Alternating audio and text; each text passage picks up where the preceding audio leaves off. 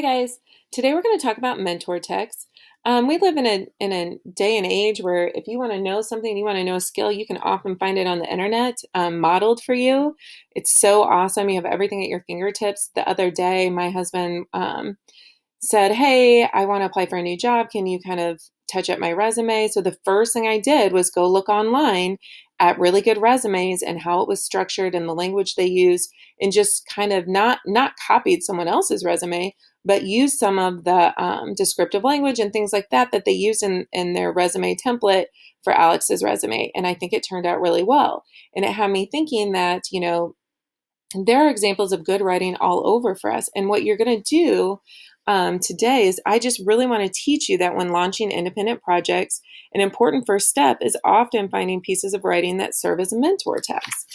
And we want to go and look for a type of writing that has already been written by an author or published that is kind of the same genre or topic as yours. So you want to gather examples in the same genre. So if you were doing poetry, you would go find really good poetry examples.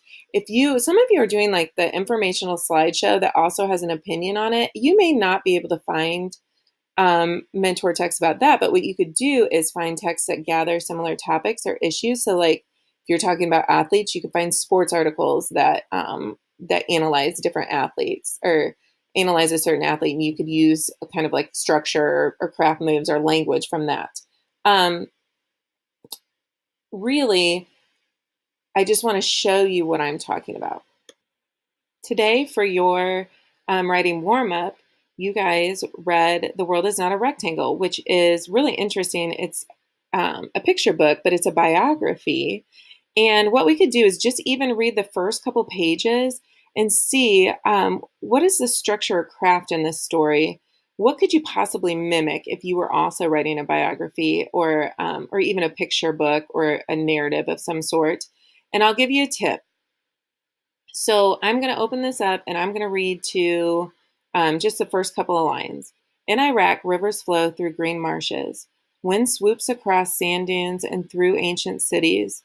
Zaha Hadid sees the rivers and marshes and dunes and ruins with her father and imagines what cities looked like thousands of years ago.